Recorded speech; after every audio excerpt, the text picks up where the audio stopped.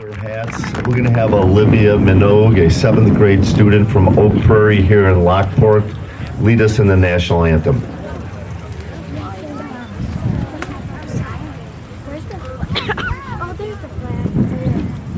It's waving over there, the giant flag. Oh, say, can you see by the dawn's early light what so proudly we hailed at the twilight's last gleaming, whose broad stripes and bright stars through the perilous fight o'er the ramparts we watched were so gallantly streaming, and the rocket's red glare, the bombs bursting in air, gave proof through the night that our flag was still there. Oh, say does that star-spangled banner yet wave o'er the land of the free and the home of the brave?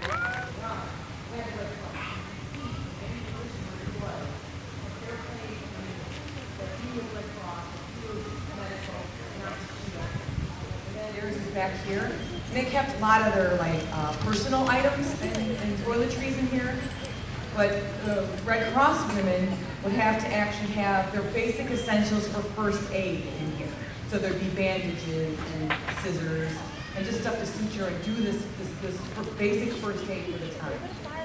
A lot of stuff. And the other big important thing they carried was obviously a canteen.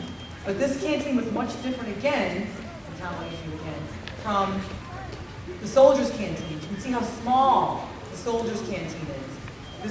This was bigger because the women shared the water amongst the soldiers, so they would actually walk around and be able to share more water. So they had a bigger canteen. There was more reason to have water for them to actually distribute water. Okay, so then, obviously the big thing is the hat, or the kerchief, or whatever you want to call it, and the big Red Cross, and not all uniforms. At first, it was such a big spinning propaganda thing that it looked very impressive to see a bunch of women. Because this was actually very attractive back in the day. So when the men would see rows of, in rank, Red Cross women, they were really excited to be able to, be amongst having women near them at that point. Later on in the war, what began to happen is many of the doctors and situations where the field hospitals were, and they would have an aid station just a few miles down off the battlefield. And today, if you are all going to see the battle today, you will notice we have the first aid station set up on the field, but that's only because you wouldn't be able to view it.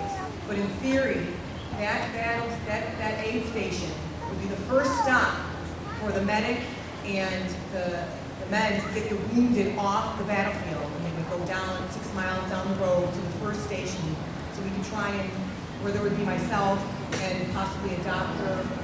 Somebody would have to be manning this. And then that way, once they could try and get them ready to travel, they would then take them to the field hospital, which again, if many of you have gone down to the lower part, there's a German field hospital that would be more near a town or really getting further away from that field. And not really all the men made it that far. So we try to demonstrate, when we have the battle, we demonstrate that whole scenario of wounded coming in and just trying to get them sorted, get them ready for transport, do something so they don't die when they get to the field hospital. So what happens now at the end of the war is there's not enough people. The girls that were supposed to be more like Playboy bunnies of the day, who were going to go and host the men, were taken into these scenarios where they were actually aiding the doctors and using their medical knowledge and being trained as first aid.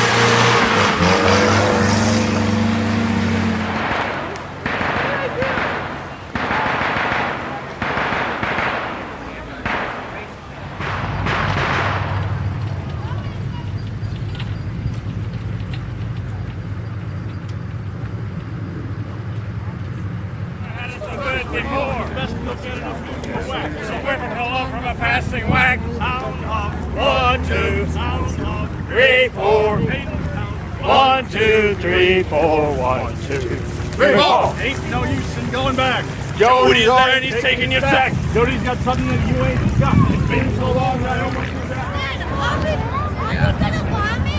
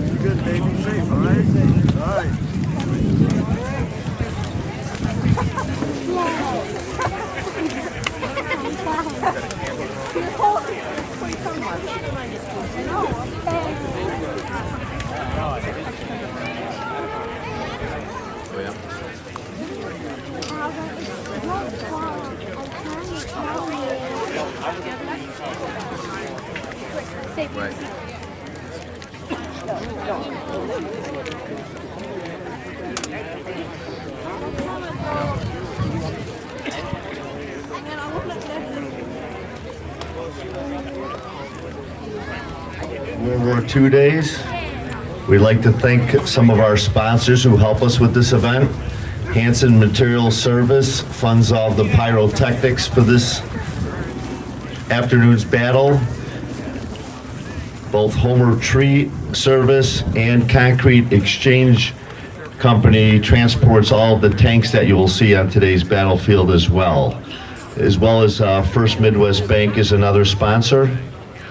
A little note to all the parents who have kids, we can't allow anyone on the battlefield after the 11:30 battle today, because we will be setting up. Time is late summer 1944. As you know, the D-Day landings occurred on June 6th. Involved initially a bombardment of 1,200 planes. There were 5,000 ships involved, and on the first day, 160,000 troops were brought across the Channel to Europe.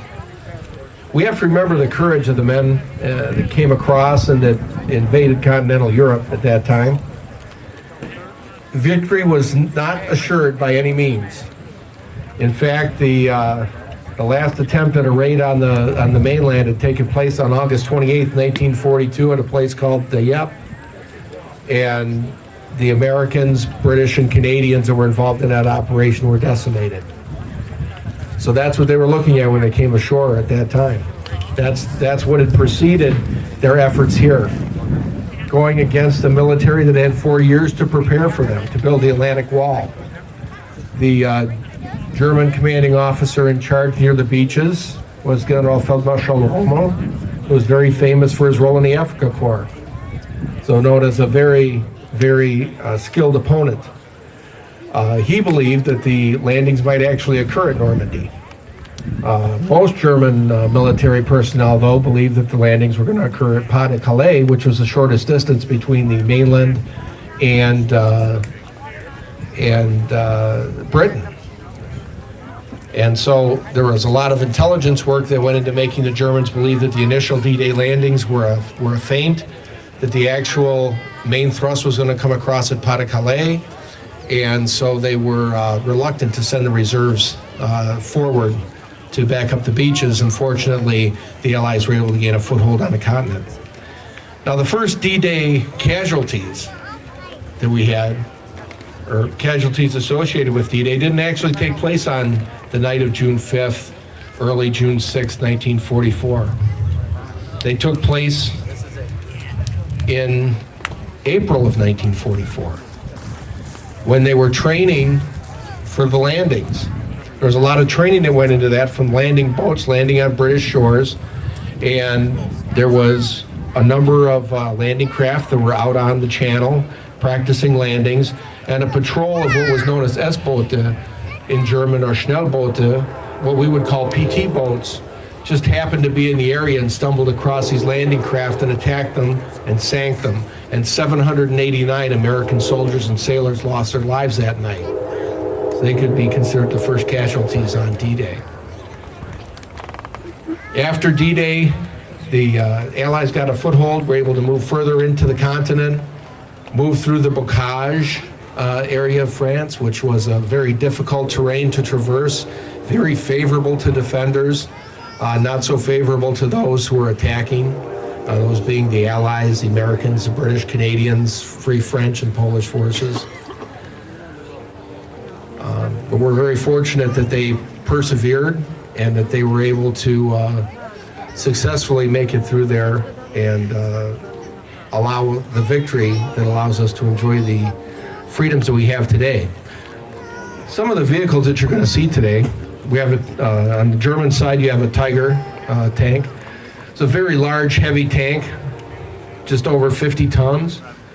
It was very wide. It's very boxy. It's the boxy tank that you're going to see out there. It was too wide, in fact, for most bridges, many of the streets in the Europe area. So it was equipped with a snorkel device, and guns were often referred to by the back in earlier days by the weight of the cannonball that it shot. In fact, if you're a fan of the Olympics and you've seen the shot put, or you've seen that in track and field events, you'll note that the size of shot puts are 6, 8, 12, 16, and sometimes 24 pounds. Those just happen to be the same sizes that cannonballs used to be, and the cannons would be referred to along those sizes. We're also going to have a Sherman tank that's going to appear for the Allied side, and was a much more narrow and taller vehicle, able to traverse more easily across bridges and through the tanks of the European area.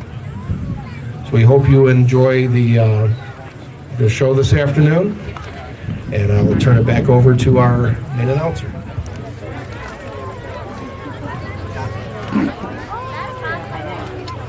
Okay, guys, watch it. Watch it.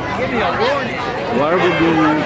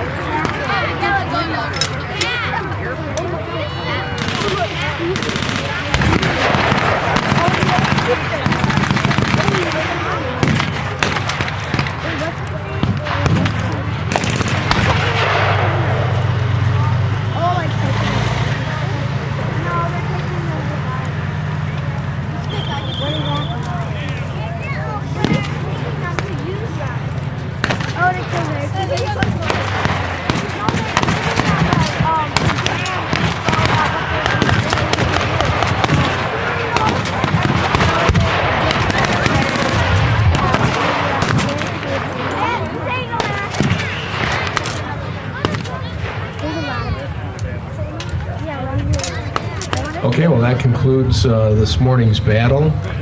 The Germans have forced the Allies from the field. It's important to remember not every engagement was a victory for the Allies. I'd like to thank you for coming today, joining us here at Lockport. If you get a chance, you see a veteran, talk to them, thank them for their service, get their stories. It's history. It's things that need to be remembered. We enjoy freedoms today because of sacrifices that were made by people before us. So thank you once again for coming. Please remember, kids are not allowed out on the battlefield. If you do come back for the 3 o'clock battle, they will be allowed to collect shell casings after the conclusion of the battle when the all clear is given.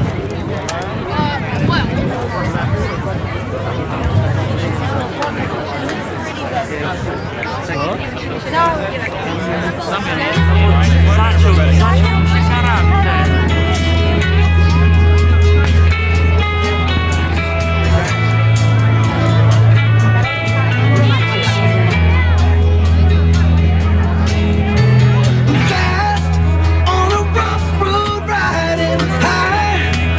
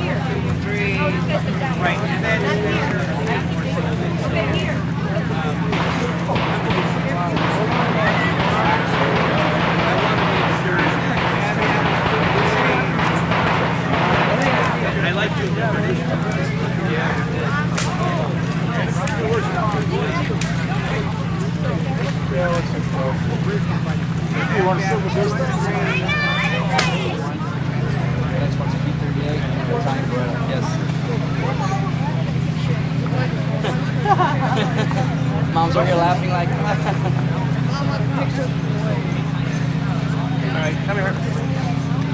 Thank you so much.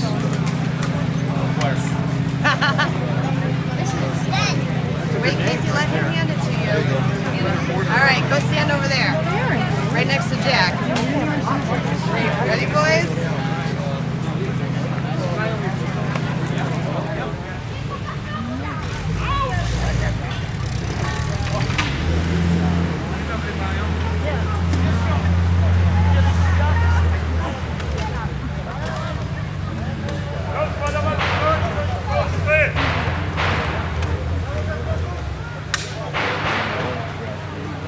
I proszę tutaj do polsko-amerykańskiej telewizji internetowej kilka słów, co wy tu robicie. Tam pan powinien być, a nie tu. Ja tam byłem.